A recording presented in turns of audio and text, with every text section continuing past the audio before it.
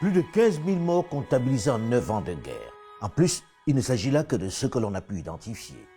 Une décennie déjà de sang, de violence, de tragédie, et pourtant rien n'a changé, rien ne s'est amélioré. Au contraire, la situation a empiré. On continue notre décompte macabre des morts avec les commentaires les plus hypocrites, les plus décalés, ou au mieux, les plus ignorants sur les antennes internationales.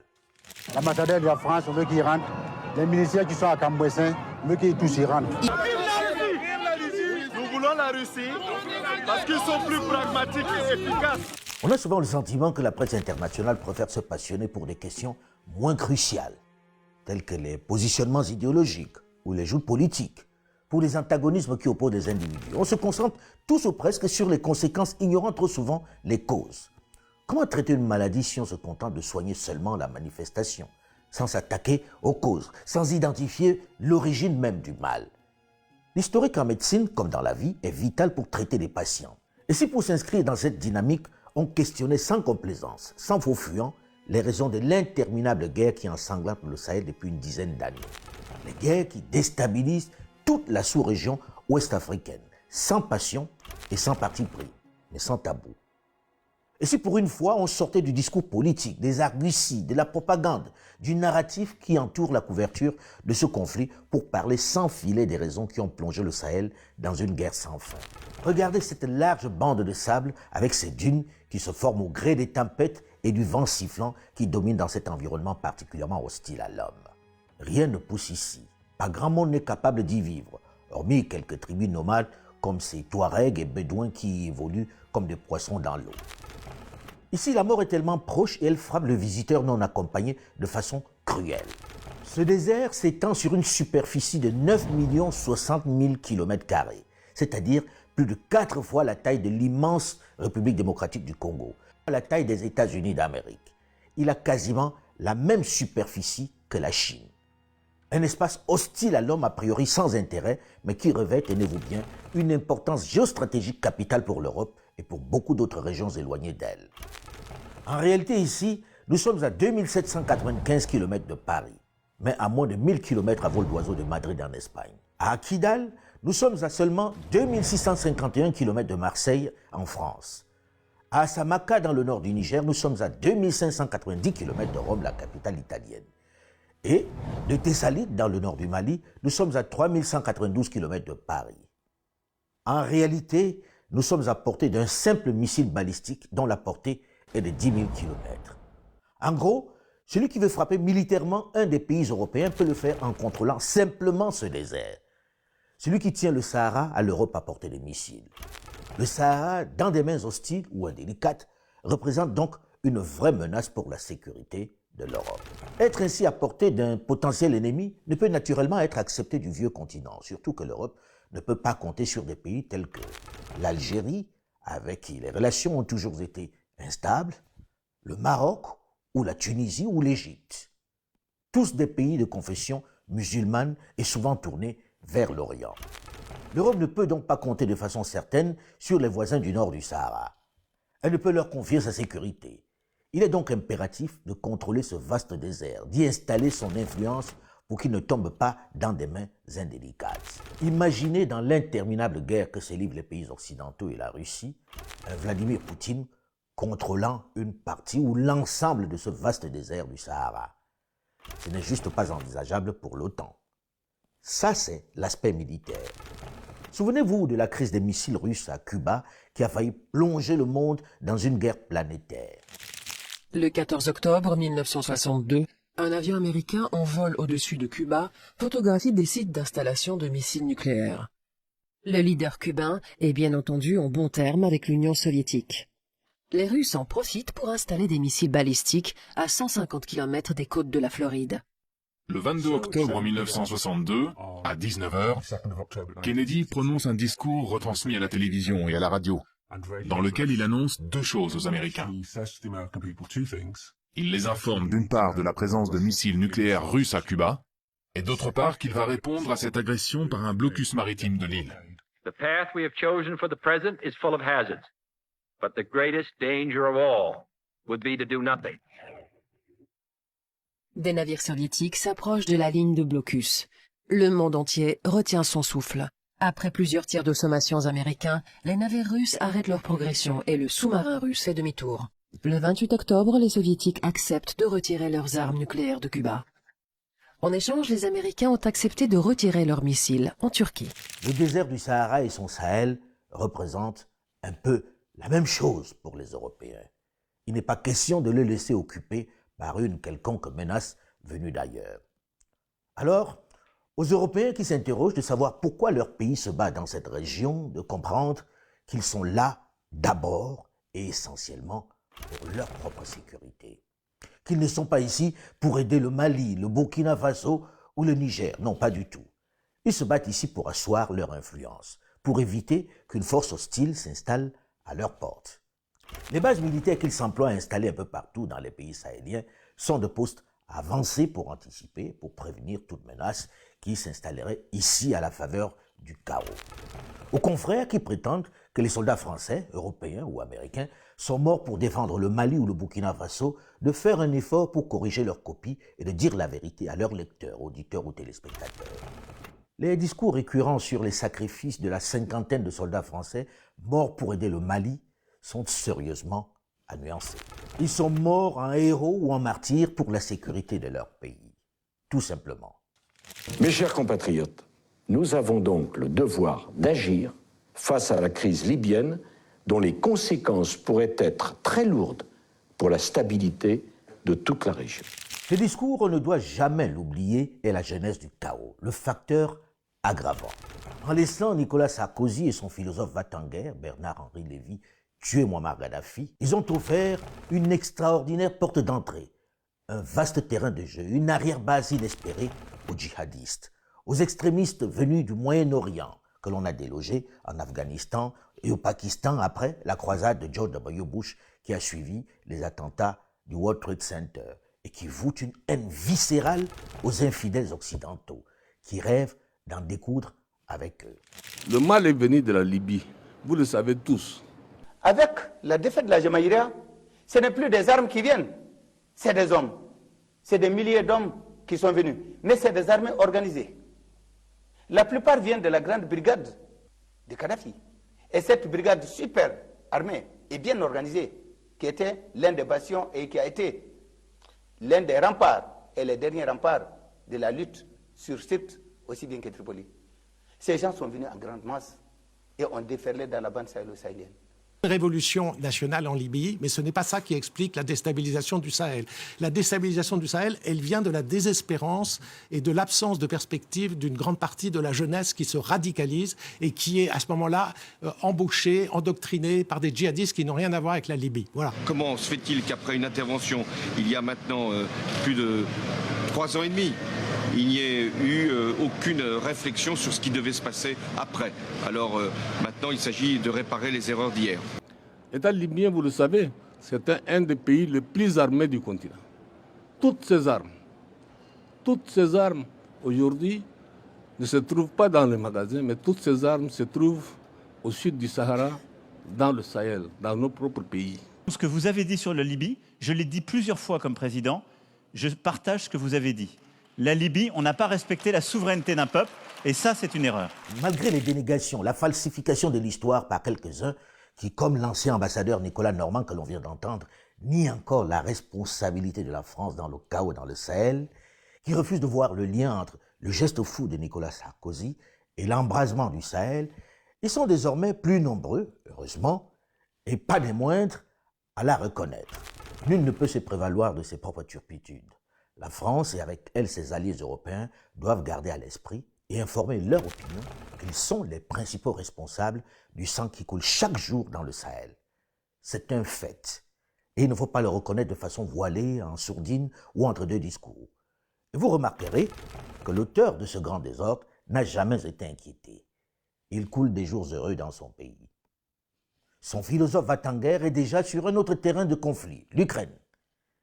Les politiques européens sont conscients qu'ils ont offert aux ennemis de tout poil les moyens et l'espace le plus pratique pour les frapper. De surcroît, avec les armes qu'ils ont récupérées dans les magasins libyens, dans le plus vaste magasin d'armes à ciel ouvert, le désert du Sahara.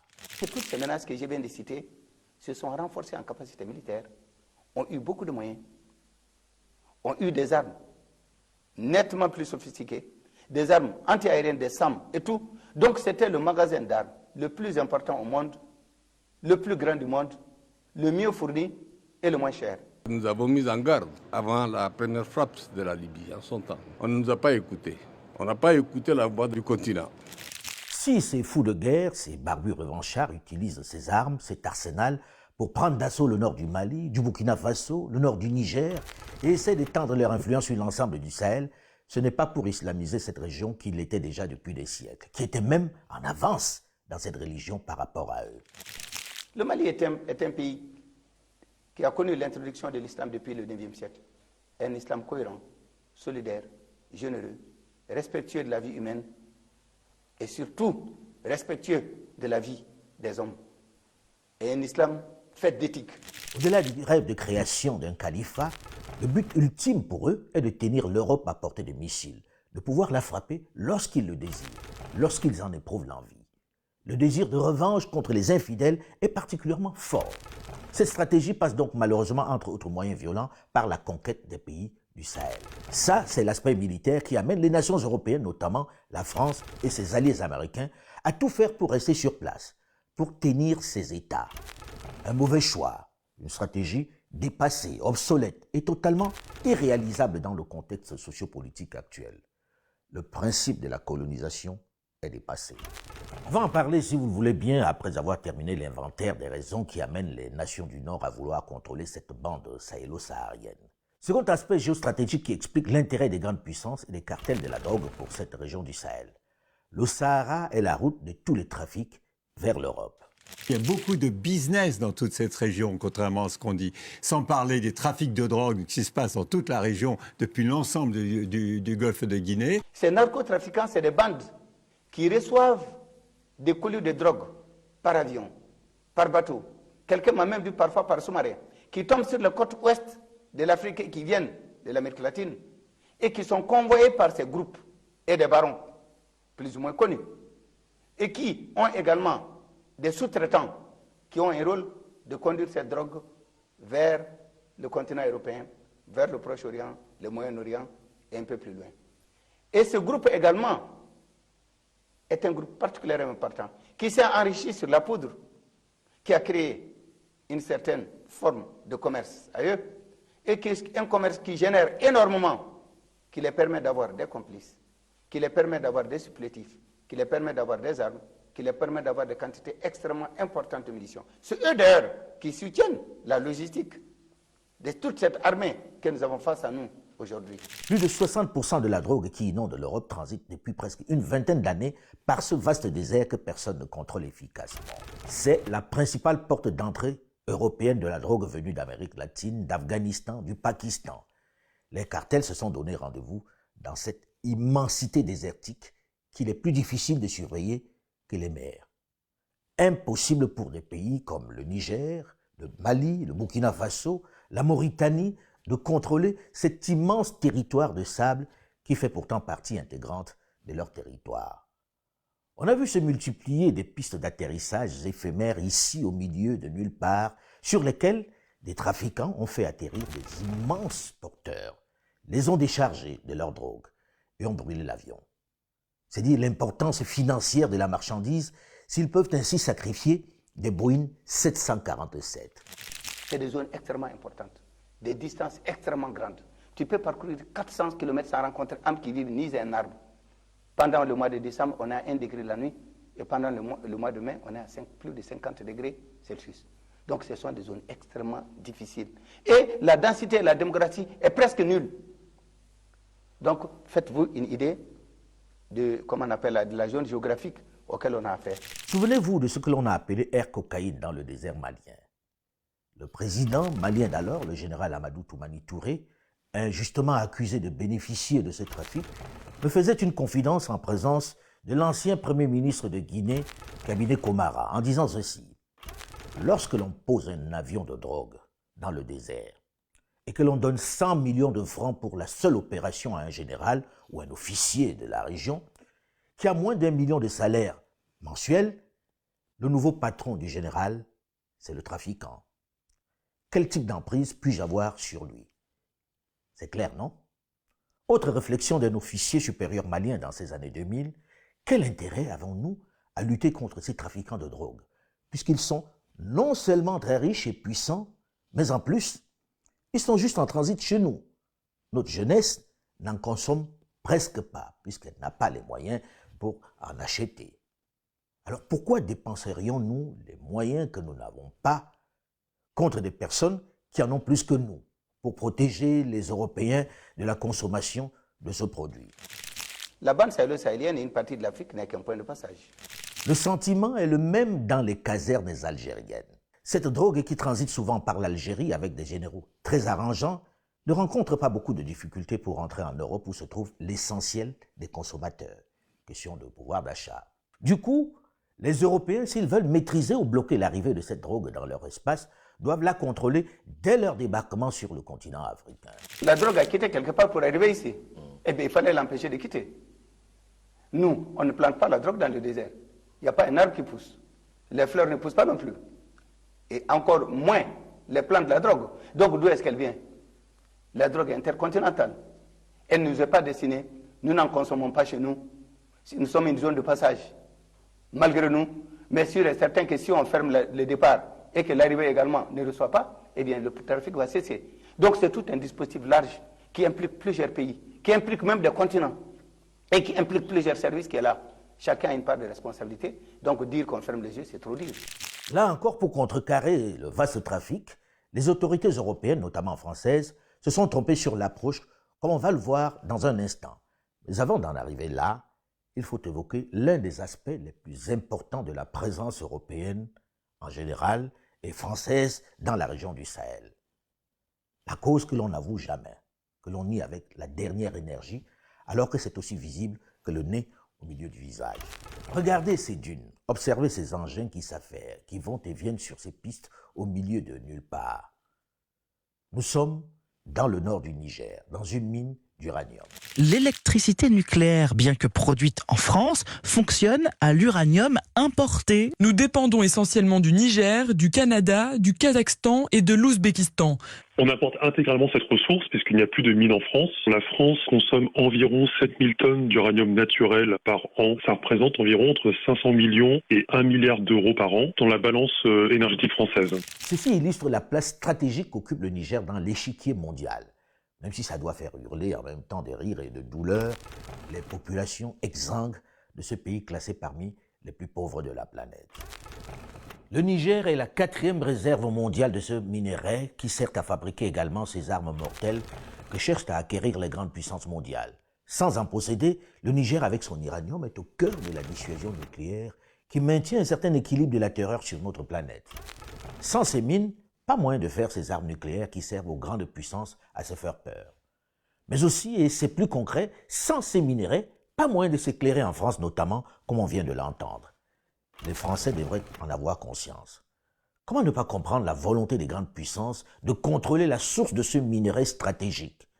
C'est ce qu'a fait la France depuis les indépendances en tenant ce vaste ensemble désertique sous sa coupe, en favorisant d'ailleurs la chute du premier président Diori Amani qui, après avoir été arrangeant pendant une quinzaine d'années, a commencé à envisager une révision des contrats miniers léonins liés à cette manne stratégique. Paris l'a lâché au profit du général Séné Kounché. Si les coups d'État militaires et les dictatures se sont multipliés en Afrique, c'est parce que les anciens colonisateurs ont favorisé les coups d'État en Afrique. Je songe à la chute de Amélie Diori, les Français l'ont favorisé. Dit par celui qui était le poste avancé de la France en Afrique, cela prend tout son sens, n'est-ce pas? Cette richesse minière, cet uranium, rythme la vie des Nigériens depuis leur pseudo-accession à la souveraineté internationale. L'essentiel de la réserve était tenu par le groupe français Areva, qui dans les années 2000, avec son ancienne patronne Anne Lauvergeon, faisait la pluie et le beau temps dans ce pays exsangue. La firme française y était plus puissante que le gouvernement, bien sûr, avec l'appui des autorités françaises. Pendant la folle guerre injustifiée contre Saddam Hussein, que l'on disait posséder des armes de destruction massive, on a même accusé le Niger, tenez-vous bien, d'avoir fourni de l'uranium à l'Irak afin qu'il fabrique son imaginaire arme nucléaire. Un des énormes mensonges qui alimentait cette fausse bataille pour la démocratie dans le monde. On nous parle de propagande aujourd'hui, comme si nous n'avions pas de mémoire. Enfin, oui, les grandes puissances ont besoin de garder un œil sur ce territoire, sur son uranium. Regardez dans quel état il est pourtant, dans quelles conditions vivent les populations voisines de ces minerais stratégiques. Et cela vous expliquera pourquoi elles peuvent être en colère contre les autorités françaises. Et depuis quelques années, d'importantes découvertes des gisements de pétrole ont également attisé l'intérêt de l'ancienne puissance colonisatrice, mais également d'autres puissances nouvelles, comme la Chine, qui s'y active. Encore un riche pays de pauvres. Une raison supplémentaire des grandes puissances occidentales pour rester sur place. Pas question de lâcher le morceau. Il en est de même pour le Mali, qui est l'une des principales réserves d'or du monde. Pour ne pas être très long dans mon explication, je vais faire abstraction ici des autres richesses dont regorge le sous-sol malien. Je vais, volontairement, vous épargner, malgré moi, les 69,5 tonnes d'or extraits de son sous-sol en 2021, puisque le Mali reste le 3e producteur d'or du continent derrière l'Afrique du Sud et le Ghana. L'exploitation du métal jaune y est très importante, car elle génère 80% des recettes extérieures et contribue à hauteur de 10% au PIB. Principalement exploité par des compagnies internationales, cet or emprunte majoritairement les routes de l'export vers les grandes capitales occidentales, et ce, à l'état brut. Bref, au-delà des questions géostratégiques et sécuritaires que j'ai expliquées un peu plus tôt, il y a aussi de réelles raisons économiques de contrôler cette région du Sahel, comme nous venons de le voir. On peut aisément comprendre l'intérêt de la France et des pays européens à garder une influence ou au moins un œil dans cette région. Mais l'approche de Paris est vraiment la plus mauvaise, la plus maladroite, la plus obsolète qui soit. Elle semble n'avoir pas pris la mesure des changements qui s'opèrent, celle qui consiste à coloniser pour maintenir son influence, celle qui consiste à y multiplier des bases militaires, à maintenir des forces armées, celle qui consiste à mépriser les États et les gouvernants de ces nations pour justifier son intervention. Celle qui consiste à utiliser de la propagande pour justifier l'urgence à y agir, à y être présent. C'est la pire des solutions. On y avait cru. Les groupes terroristes sont affaiblis, mais ils n'ont pas disparu. Alors qu'avons-nous à faire? Continuer, poursuivre, et la France restera avec vous. Le temps qu'il faudra. Il n'y a plus de politique africaine de la France. Il y a une politique que nous pouvons conduire, il y a des amis, il y a des gens avec qui on est d'accord, d'autres non. Mais il y a surtout un continent que nous devons regarder en face. C'est vrai. Il faut se parler et se regarder en face, pour de vrai. Pas seulement dans les discours. Emmanuel Macron, il a pensé qu'on allait prendre une ardoise magique comme les enfants. Vous savez, on allait tirer et puis il n'y avait plus rien. Mais l'ardoise magique, ça ne fonctionne pas. Il a dit replions, il a été au Burkina Faso en disant aux jeunes, replions les rétroviseurs, regardons devant, ne nous occupons pas du passé. Et les gens ont envie de parler de cette période-là. Pour pouvoir passer à autre chose. On a gardé un système qu'on a fossilisé pendant que l'Afrique évoluait. Mais elle n'a pas évolué du jour au lendemain. C'est-à-dire que de plus en plus, ce système qu'on appelle la France-Afrique, avec le franc CFA, les bases militaires, les armées qui interviennent à chaque fois qu'il y a un problème de sécuritaire, ce système était de moins en moins compris. Mais enfin, ça n'a pas daté de hier. Ça a explosé récemment, on peut le dire. C'est une responsabilité de François Hollande, de Sarkozy et aussi de Emmanuel Macron de n'avoir pas compris ces évolutions et de ne pas avoir piloté la politique africaine pour l'adapter. De toute évidence, il fallait supprimer le franc CFA parce que c'est une compétence souveraine, les questions monétaires. Il fallait fermer sans doute certaines bases militaires. Il fallait aussi communiquer autrement. Il fallait se comporter autrement aussi. Il ne fallait pas garder Barkhane avec une armée française occupant pratiquement le Mali pendant près de 10 ans. C'était forcément incompris par la population, surtout si cette armée française se substitue à l'armée locale, si elle communique seule comme en terrain conquis. Toutes ces erreurs accumulées, toutes ces maladresses ont fini par faire exploser les choses au Mali et par contagion dans les autres pays de la région aussi. On parle de la Russie, mais vous avez la Turquie, vous avez le monde entier en Afrique. Et la France est toute surprise de voir que sa coopération, on n'en veut pas forcément, etc. Et vous avez cet anachronisme refoulé africain qui fait en disant maintenant on veut d'autres partenaires, c'est tout. Il faut que les Occidentaux, embrigadés par la propagande distillée par leurs puissants médias, en prennent conscience. La jeunesse africaine est gavée des discours sur le bien fondé de la présence française en Afrique, sur la France qui a sauvé le Mali des barbares. Elle est lassée des rappels incessants sur l'humanisme de Paris qui ne leur veut que du bien. Ce disque est rayé. Le passif colonial et néocolonial est tellement lourd qu'il faut changer de discours. La jeunesse plus éduquée ne croit plus aux belles paroles sur la qualité de la coopération avec l'Occident. Elle veut traiter avec ceux qui apportent des solutions à ses attentes. Paris doit comprendre qu'il n'y a plus de partenaire privilégié. Le bon partenaire est celui qui respecte les Africains, qui s'insère, se fond dans leur agenda. Vous prenez un jeune de entre 25 et 30 ans en Afrique aujourd'hui, il se demande, mais c'est quoi ce système ? Que font des militaires sur nos territoires? Que font-ils? Qu'on nous explique au moins, sont-ils là pour nous protéger, pour protéger le chef qui est au palais ou pour protéger et lutter contre le terrorisme? Quand il s'agit de l'Afrique, je pense que l'idée générale qui passe, oh, laissez-le, à son temps, ça viendra, laissez-le, on verra plus tard. On désigne une des puissances, vous gérez les affaires là, en attendant, on va voir. Ça se passe comme ça, vraiment? C'est exactement, ça se passe comme ça. C'est une question simplement d'ignorer les Africains et laisser les Africains dans la pauvreté où nous sommes là. On est à un carrefour. Voilà. Il faut que la France passe de la position de celui qui parle à la position à la posture de celui qui écoute. Ouais. Écouter l'Afrique, c'est être attentif à ses propositions. C'est ne pas balayer d'un revers condescendant de la main ses idées, ses stratégies. La décision d'intervenir en Libye, nous l'avons apprise à la radio. Or, aujourd'hui, c'est nous... Oui, mais il y a quand même quelques chefs d'État africains qui y ont participé et qui étaient d'accord pour cette intervention. C'est nous qui en subissons les conséquences. Moi, je parle au nom du Niger. Je n'ai pas été consulté. Or, je suis frontalier avec la Libye. Et aujourd'hui, je supporte les conséquences. Si on l'avait écouté, on n'en serait pas là aujourd'hui. Peut-être que Muammar Kadhafi serait tombé à terme, mais pas avec les mêmes conséquences sur toute la sous-région. On ne va pas revenir sur la question, mais c'est important. Aujourd'hui, il faut reconnaître que l'on vit une vaste hypocrisie de la part des Européens qui croient qu'ils peuvent mieux mener la guerre contre le terrorisme dans le Sahel que les concernés. Le problème que nous connaissons au Burkina Faso, à savoir l'insécurité, est d'abord une problématique, une question interne. C'est une question interne.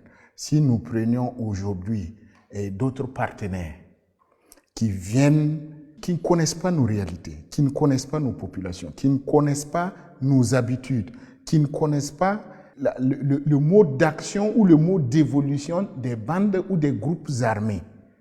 Et comment ces partenaires-là peuvent être efficaces? Dès que l'on ne s'inscrit pas dans la logique de Barkhane, Sabre et autres, on est forcément influencé par Moscou. On est victime de la propagande russe. Avec cette vidéo que les médias européens ont, dans leur démarche, plus rendu célèbre sur leurs écrans que les Africains à qui il était destiné. C'est ma maison maintenant, dégage.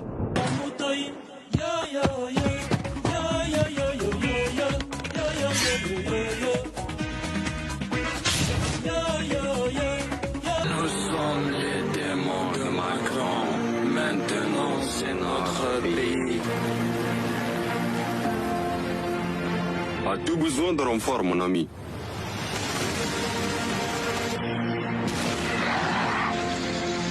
Merci mes amis. J'ai entendu dire que la Côte d'Ivoire a besoin d'aide aussi. En dehors de quelques réseaux sociaux, il n'a été diffusé sur aucun média du sud du Sahara. Et pour le regarder, il faut non seulement avoir des unités de téléphone, mais vraiment en avoir envie. Les autorités françaises également ont toujours souligné, bien sûr, le sacrifice que représente l'engagement de la France dans le Sahel de façon générale, y compris bien sûr au Burkina Faso. C'est un sacrifice humain, mais au-delà du sacrifice humain, c'est également un sacrifice économique. La vision de la transition aujourd'hui, c'est que c'est les Burkinabés eux-mêmes qui vont consentir le sacrifice pour la libération de notre territoire. Les racines du mal viennent de loin. Wagner surfe sur une vague, sur un mécontentement, sur un désamour. C'est ça le problème. Wagner, c'est une milice privée. Wagner, c'est pas une armée. La force de la Russie, c'est qu'ils sont en train de déstabiliser la France à bas bruit et à bas prix. Bien sûr, parce que je pense que le Burkina Faso est à la croisée des chemins, qu'il n'a pas encore clairement choisi la Russie comme partenaire. Ils sont en discussion, en négociation, c'est certain. Le Premier ministre du Burkinabé est allé à Moscou en décembre. Des gens de Wagner sont venus. Oui, donc c'est bien avancé quand même. Voilà, donc c'est avancé, mais ils n'ont pas conclu. Wagner, on a entendu dans la presse partout que Wagner est à Ouagadougou. Nous aussi, on a appris ça comme ça. Et j'ai même demandé à certains, ah bon, ils sont où? Entre-temps, on a appris qu'ils sont même logés dans un hôtel quelque part. Nous, on était surpris de voir de quoi il s'agissait. Mais je pense que c'est quelque chose qui a été juste créé pour Vous voyez, il y a un état d'esprit général. Lorsque vous traitez avec Wagner, tout le monde vous fuit. Donc c'est quelque chose qui a été créé pour que tout le monde nous fuit. Eh bien, félicitations, c'est bien. Lorsque vous vous retrouvez coincé comme ça, vous êtes obligé de développer des solutions endogènes. C'est ce que nous sommes en train de faire. Et nous sommes capables, ce pays-là est capable de transcender tout ça. Wagner n'est donc pas une option que vous envisagez? Wagner, nous avons nos Wagner déjà. Les VDP que nous recrutons, c'est les premiers Wagner. Amusant, non? Les autorités de la transition au Burkina veulent combattre par eux-mêmes les djihadistes. C'est pourquoi ils ont décidé de recruter des volontaires nationaux, les VDP, pour mener la lutte. Tous ceux qui sont volontaires, nous les prendrons. Il y a plein de gens qui se sont enrôlés. Il y a des commerçants, il y a des travailleurs qui ont laissé carrément leur boulot pour venir défendre la patrie. Il y a des étudiants qui ont laissé les études pour venir défendre la patrie. Il y a des vieilles personnes, très âgées, qui sont arrivées. Mais la plupart sont des jeunes et nous allons les prendre tous, les équiper et les permettre de défendre leur patrie parce que c'est le patriotisme qui les a animés. La vraie raison donc du retrait de Sabre est stratégique. Une option des autorités burkinabées dans la manière de mener la lutte. Et le recrutement des VDP se trouve être contraire aux lois de certains États.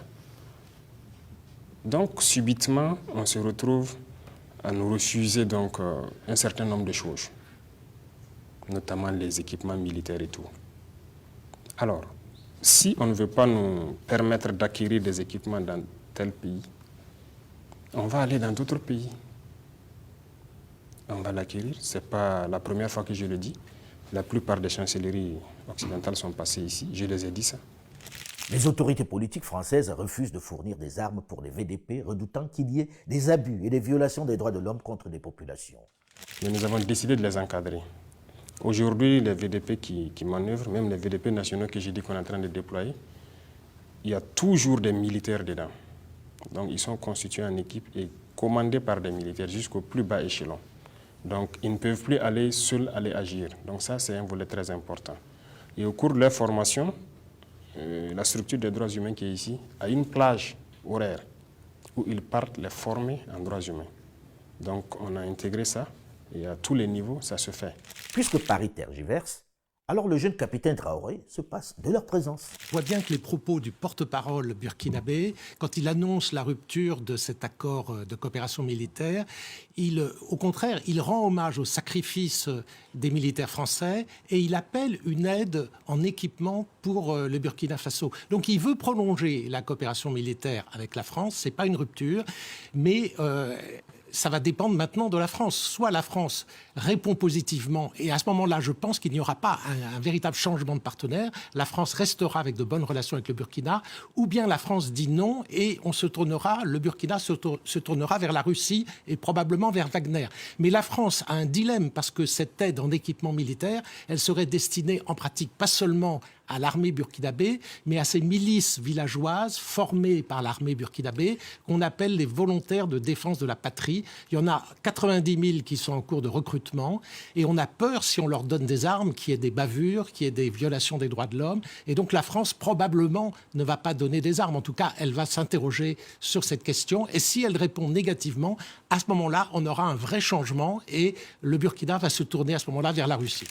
Étonnant cette préoccupation de Paris qui, alors qu'elle livre des armes les plus sophistiquées dans des mains inconnues, de mercenaires violents et incontrôlés en Ukraine, alors qu'elle encourage et se réjouit du nombre de volontaires qui donnent un coup de main à l'armée ukrainienne, dans le même temps, refuse d'armer les populations africaines contre des djihadistes beaucoup plus violents et plus meurtriers. On a presque envie de hurler au mépris ou encore à la condescendance. Les nègres du Sahel ne seraient-ils pas suffisamment responsables, pas assez matures pour qu'on leur fournisse à eux aussi des armes pour se défendre contre ces barbares qui les égorgent? Et celui qui n'adhère pas à ces deux poids de mesure est considéré comme embrigadé par Moscou. On y voit tout de suite l'ombre de Wagner et de Poutine. Le nom Wagner est devenu un épouvantail que l'on agite à toutes les occasions dans le Sahel. Et pourtant, dans cette histoire, les relations entre la France et le Burkina n'ont pas été coupées. C'est juste un processus qui a été enclenché, mais ça n'a rien à voir avec la diplomatie. L'ambassade française est là, les ressortissants français sont là, de même que notre ambassade là-bas. Et donc il n'y a rien diplomatiquement qui a été touché. Et la France est déstabilisée, pas du tout par l'État, c'est pas l'Ukraine. Ils ne sont pas déstabilisés par la Russie qui arrive en Afrique. Non, pas du tout. La présence militaire de la France en Afrique, ça sert finalement de déshérence. Derrière Wagner, qu'est-ce qu'il y a? Il y a de la coopération militaire, il y a des hélicos, il y a de l'armement. C'est ça, en fait. Les Russes, ils sont très forts. Nous, on est en train de regarder, c'est vraiment du tout à carrière de la Lune. On regarde Wagner. Mais les Maliens, ils ont signé des accords de coopération militaire extrêmement importants, parce que c'est une vieille tradition avec la Russie. Vous aviez rencontré Wagner, vous, pendant que vous étiez aux Afriques? Non, je n'ai pas croisé Wagner. Mais vous avez rencontré des Russes? Oui, j'ai rencontré quelques Russes. Puisque même au Burkina, il y a des sociétés minières russes. Et bien sûr qu'ils vont acheter de l'armement russe. Bien sûr, ils vont acheter de l'armement russe, mais c'est pas. Et nous, on va être encore sur Wagner. Mais c'est une diplomatie d'influence des Russes à bas prix. Ça coûte pas grand-chose, Wagner, surtout s'ils se payent en or. Monsieur le ministre, en faisant le choix de renforcer la coopération avec la Russie, le Mali veut aussi montrer, nous n'allons pas continuer à nous justifier pour le choix de nos partenaires. Il ne faut plus qu'on repartage nos pays entre zones d'influence. Arrêtons cet odieux, ce tragique mensonge. La propagande est de tous les côtés. Et elle ne se limite pas aux Européens ou aux Russes. Il faut savoir que les courtisans de l'Afrique sont légion maintenant. Oui. Voilà. Vous savez que M. Lavrov a été suivi de la secrétaire américaine au commerce, qui est en tournée aussi en Afrique. Il succède, et le ministre des Affaires étrangères de la Chine est passé avant. Vous voyez? Donc, à ce moment, on a beaucoup de courtisans et les Africains veulent aussi, ils voient leurs intérêts. Aujourd'hui, il n'y a plus d'Africains francophones qui vous dira « j'aime la France ». Ça n'existe pas. Ils aimeront la France, ça dépend de combien le chéquier. Vous sortez le chéquier, on discute et on passe sérieusement. Ce n'est plus l'Africain qui rigole, qui aime. Il n'y a plus de tendresse dans l'affaire. C'est du business, c'est les intérêts. Et c'est normal parce que tous les États fonctionnent ainsi. Diversifier, on diversifie. Vous l'avez remarqué, il y a plusieurs missions qui ont été effectuées. D'autres sont à venir pour vraiment scruter d'autres horizons. Parce que nous voulons des partenariats, comme on aime le dire, gagnant-gagnant, franc. Si on nous dit « je vous donne ça et je veux ça en retour », on discute, on s'entend, si ça nous arrange, on le fait. Mais nous ne voulons peut-être pas de partenariat un peu flou, un peu pas clair, si je peux dire, déséquilibré, non. Donc c'est ça. Donc ce qui fait qu'on recherche beaucoup d'autres partenaires dans cette lutte-là. Elles sont un certain nombre les compagnies de mercenaires qui écument la sous-région en proposant leurs services aux dirigeants africains pour, disent-ils, la nettoyer des djihadistes, moyennant bien sûr rétribution. Une offre dont on ne parle presque pas. Ce n'est pas très bon pour la propagande occidentale. Nous avons été contactés par des sociétés sud-africaines. Nous avons été proposés par des sociétés ici qui se proposent, même certaines sociétés qui sont basées au niveau de l'Afrique de l'Ouest, qui se proposent d'envoyer leur personnel occuper une zone, défendre nous aider.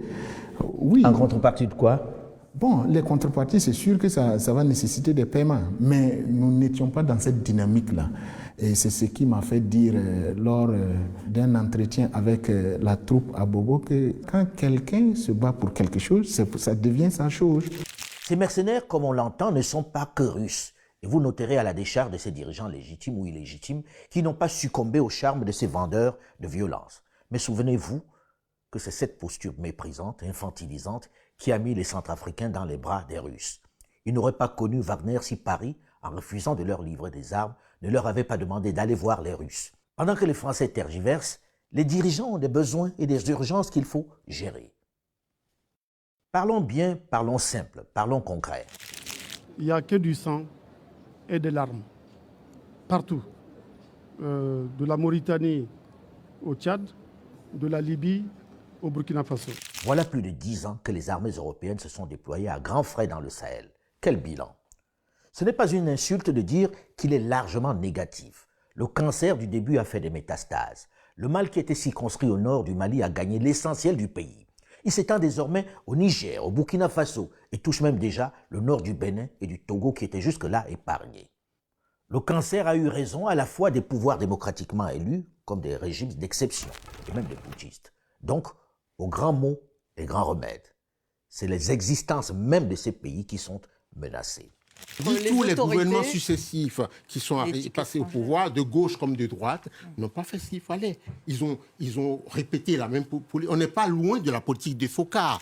Au lieu de continuer de se donner bonne conscience, de mettre son énergie à faire passer ceux aux affaires pour des corrompus ou des pouvoirs illégitimes incapables d'apporter des solutions pérennes aux crises que vous avez en partie suscitées par votre mépris et votre arrogance, il serait souhaitable de venir plus humblement, plus respectueusement voir les dirigeants du Sahel, civils comme militaires, pour leur dire que vous vous êtes trompés, pour reconnaître que cette guerre est en même temps la vôtre, qu'elle vous concerne autant qu'elle les concerne, et qu'ensemble, il est venu le temps de s'écouter. L'argument de la mauvaise gouvernance, de l'illégitimité des régimes que Paris montre comme la cause de cette déchéance est un peu limité, puisque les pouvoirs qui se sont effondrés étaient démocratiquement élus. Amadou Toumani Touré, Ibrahim Boubacar Keïta, Idriss Déby Itno, Roch-Marc Christian Kaboré étaient largement élus par les Maliens, les Burkinabés et les Tchadiens. Ils n'ont pas pu freiner l'avancée des terroristes. Ils étaient tout aussi critiques de la stratégie que leur imposait Paris et ses alliés. Ils estimaient qu'elle n'était pas adaptée. Nous indexons la gouvernance politique mondiale. Il y a des décisions qui sont prises sans nous. Les jeunes putschistes du Mali et du Burkina Faso, eux, hommes de terrain, ayant vécu et subi les incohérences du dispositif, ont simplement changé la réponse en prenant leurs responsabilités, en renversant les régimes. Je ne souhaite pas faire l'apologie du putsch militaire, mais je pense que dans la situation que traversaient le Mali et le Burkina Faso, toutes les solutions étaient envisageables. Quand la médecine moderne ne vous apporte pas de résultats et que vous êtes condamné, vous envisagez parfois les sorciers et les tradipraticiens. Et quand votre maison brûle, vous ne regardez pas la qualité de l'eau que vous utilisez pour l'éteindre. L'essentiel est qu'elle stoppe les flammes. Je ne veux pas croire que ces officiers aux affaires soient moins bons ou plus bons que les civils. Ils s'inscrivent simplement dans le refus d'une stratégie qui a montré ses limites. Le voir dans leur refus de continuer avec la stratégie adoptée, dans leur démarche de sortir des rangs, que l'influence de Moscou, c'est soit être de mauvaise foi, soit refuser d'affronter la vérité. La Russie compte les points, les mauvais points de la France. Oui. Ils sont là, ils comptent, ils voient la France. Et la Libye en était. Elle exploite les maladresses de la France. Ça voilà, oui, et la Libye. Lorsque votre maison brûle, vous acceptez même l'aide du diable pour éteindre le feu. Cela s'impose encore un peu plus lorsque votre ami, qui a volé à votre secours aux premières heures de l'incendie, s'illustre par son incapacité à vous aider à éteindre ce feu. Les Burkinabés, les Maliens, les Nigériens n'ont pas un autre pays. Ils ne sont les bienvenus nulle part ailleurs, et certainement pas dans l'espace européen. Il est logique qu'ils adoptent toutes les solutions, toutes les alternatives nécessaires pour sauver leur seul bien, leur pays. Alors les considérations démocratiques, électorales, légitimistes dans ces circonstances ne passent plus au premier plan. Ce n'est pas pour faire l'apologie des putschistes, mais je peux comprendre la démarche de la même façon que les Français ont accepté le putsch du général de Gaulle dans les années 50 pour sauver la France. Je ne dis pas qu'il soit meilleur, mais il répondait à une urgence. Nous avons un idéal pour le pays. Nous avons un idéal que nous avons développé depuis très longtemps. Et nous rêvons de quelque chose pour ce pays. C'est ce qui nous a amené à prendre ce risque. C'est le plus gros risque que je peux dire qu'on puisse prendre dans l'armée. La question de savoir s'ils s'en sortent est tout autre. Une fois qu'on a soldé cette question de la légitimité des dirigeants, ou soit dit au passage Paris elle-même n'est pas très cohérente, suivez mon regard, comment procède-t-on pour gérer cette crise qui est celle du Sahel et de l'Europe? Là, on entre dans du très dur, dans la grande absurdité. Savez-vous combien les États européens ont dépensé ces 10 dernières années dans cette guerre au Sahel? Pas moins de 15 milliards de dollars, rien que pour l'opération Barkhane. Je vous épargne le reste des corps présents. Tout ceci pour un résultat négatif. En plus, ils ont perdu une 50aine de soldats sur le terrain. En gros, on a cramé tout cet argent, cadeau comme on dit à Abidjan.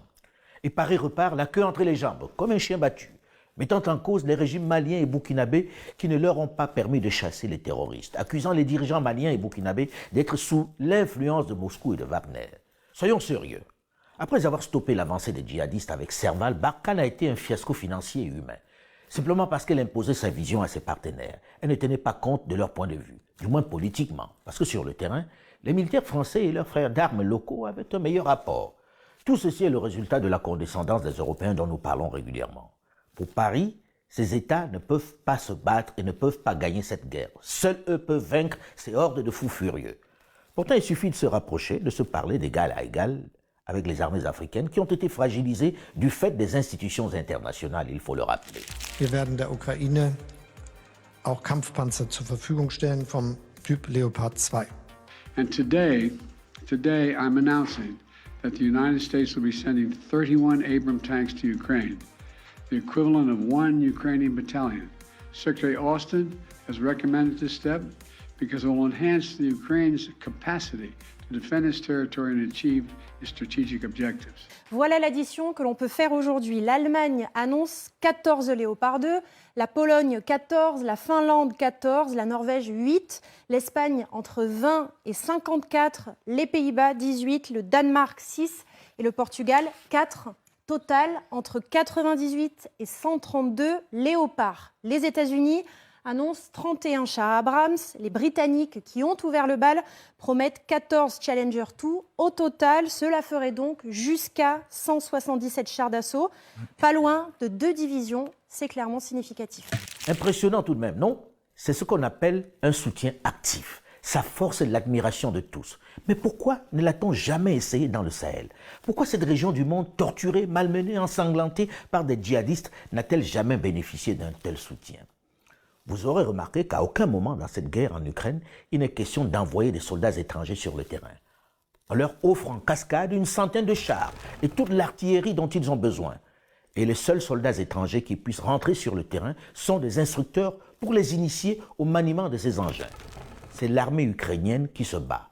Pourquoi est-ce qu'on ne l'a jamais fait dans le cadre du Sahel? Pourquoi le Mali, le Niger et le Burkina Faso, pour ne parler que d'eux, n'ont jamais bénéficié d'un tel arsenal? Doit-on comprendre que ce sont des sous-hommes, des incapables, qu'il faut absolument protéger? Pourquoi n'a-t-on jamais envisagé de donner du matériel à ces soldats africains pour qu'ils défendent leur territoire comme on le fait pour les Ukrainiens? Les grandes puissances, ceux qui maintiennent, ceux qui ont la technologie, ceux qui ont les moyens, estiment que ce n'est pas une priorité pour nous. La réalité, c'est cela. Devant ces 2 poids 2 mesures, les choses sont claires. Plus besoin de s'interroger de savoir pourquoi les jeunes brandissent des drapeaux russes dans les manifestations en Afrique. Ce n'est pas pour l'amour de la Russie. Ce n'est pas parce qu'ils pensent que la Russie est fondamentalement meilleure.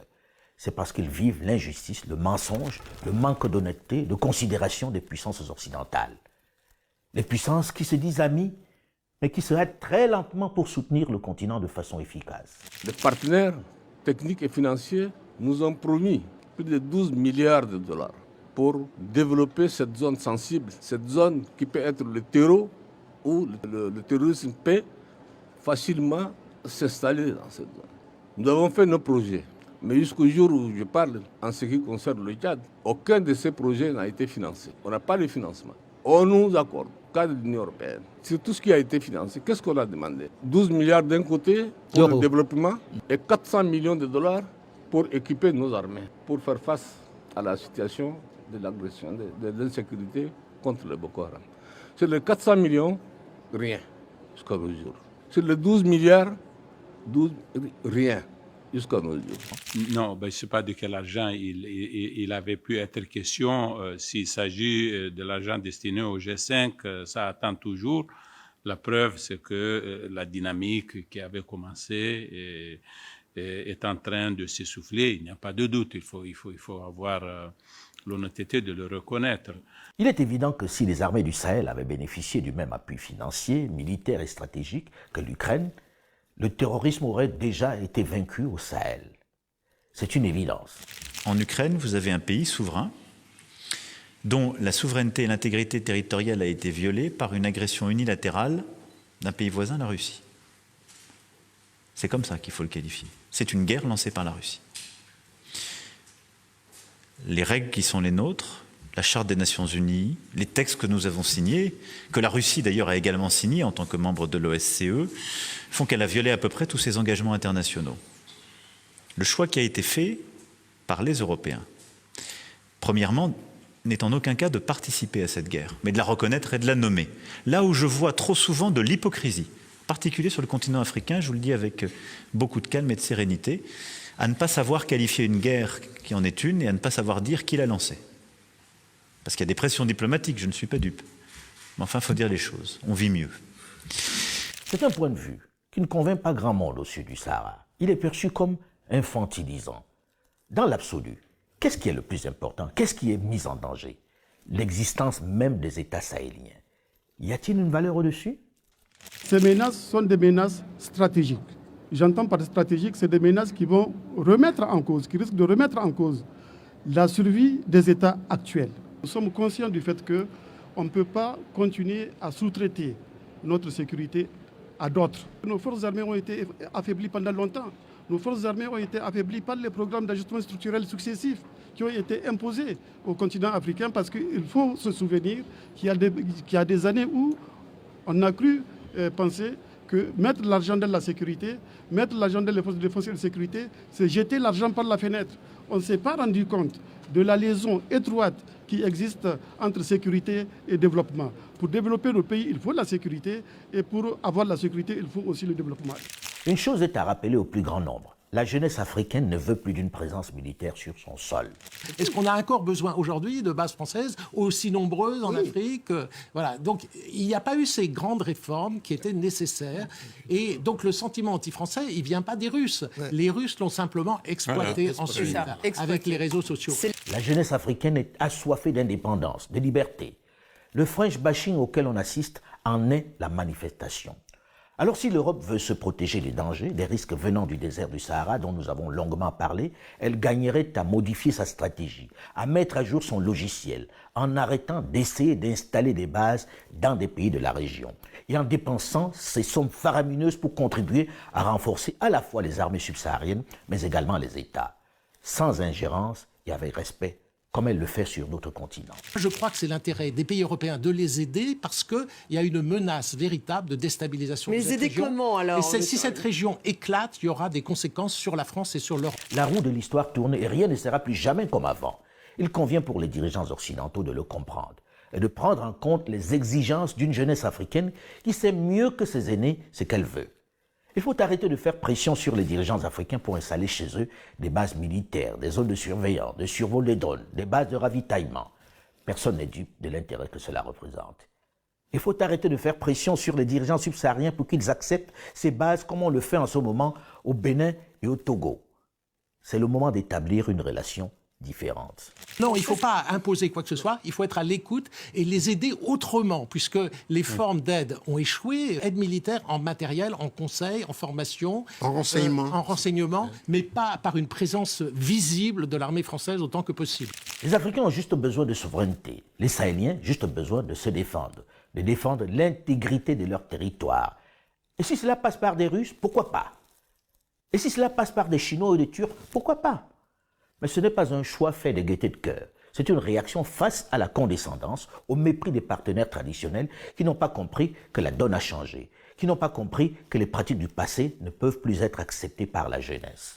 Qu'on nous permette de pouvoir nous équiper et de faire la guerre, parce que nous n'allons pas nous asseoir et regarder notre peuple mourir, ça jamais. Sinon, pourquoi on serait venu?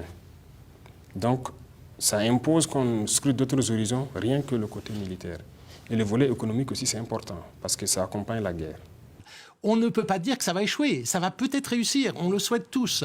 Si les pays africains peuvent se débrouiller de façon indépendante, c'est la solution idéale. Mais pourquoi fait-il appel aux Russes alors? Mais ils n'ont pas encore fait clairement appel aux Russes.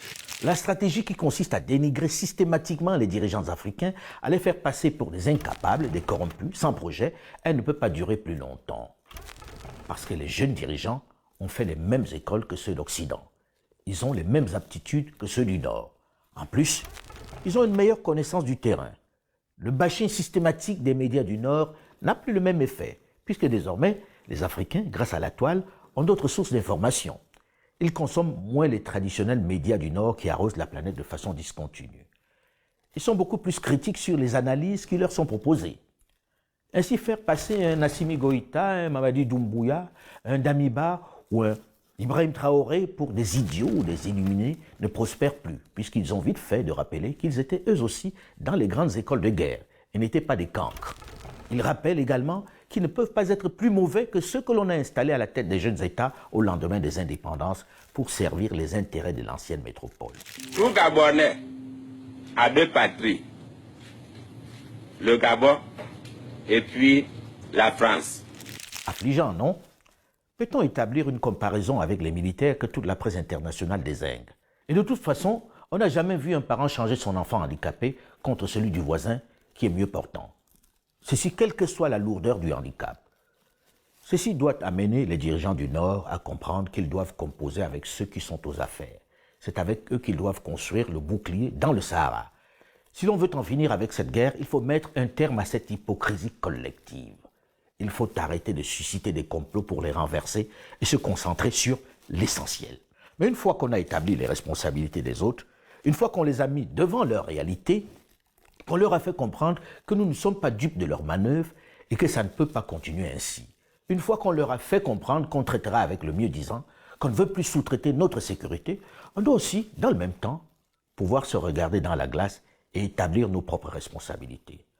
On ne peut pas ne pas dénoncer l'indifférence, le manque de solidarité de la grande majorité des nations africaines face au drame qui ensanglante le Sahel. Personne n'ose le dire tout haut, et pourtant dans les couloirs des chancelleries, cela se murmure. Les dirigeants subsahariens ne se sont pas illustrés par leur soutien au Mali, au Burkina Faso, au Niger ou au Tchad. En dehors de la jeunesse qui se mobilise, qui se solidarise, la plupart des dirigeants de nos pays regardent ce drame en spectateur. Plus grave encore, certains chefs d'État dont le logiciel n'évolue pas et qui préfèrent continuer de jouer les nègres de salon, continuent de jouer le jeu des Occidentaux. Même si en privé, ils saluent le courage des jeunes officiers maliens et burkinabés qui ont osé tenir tête à l'ancienne métropole. Pourtant, leur soutien serait un rempart solide et efficace face aux adversaires du Mali. Il y a un temps pour la politique et un autre pour l'engagement. N'attendons pas que les forces étrangères, vexées par l'audace de ces jeunes officiers, s'organisent et frappent comme elles en ont l'intention dans les prochaines semaines pour tresser une couronne à ces officiers qui ont bousculé les habitudes. Leur échec n'épargnera personne, même pas leurs adversaires. Et la jeunesse ne laissera pas faire. Elle a appris l'efficacité de la rue. Elle sait désormais s'en servir à bon escient. Mais on doit tout faire pour ne pas en arriver là. La raison et le bon sens devraient prédominer, n'est-ce pas? Je voudrais vous remercier pour votre fidélité à ma chaîne YouTube qui compte de plus en plus d'abonnés, mais également pour mes autres plateformes digitales où vous êtes de plus en plus nombreux malgré les faux comptes qui continuent de se multiplier. Cette fois-ci, plus de réelles raisons de vous laisser avoir puisque, comme vous l'avez certainement remarqué le long de cette chronique, nous vous proposons un QR code à scanner pour être sûr d'être sur notre plateforme, la vraie. Elle vous évite, du moins pour l'instant, de continuer de subir les assauts de cybercriminels qui usurpent mon identité à d'autres fins. Je vous prie donc de scanner ce QR code si vous ne l'avez pas encore fait. Il vous conduit directement à tous mes comptes LinkedIn, Facebook, TikTok, Instagram et Twitter. En le scannant, vous êtes cette fois-ci certain d'être sur les bons comptes, celui qui vous propose le narratif africain, sans complaisance mais sans condescendance.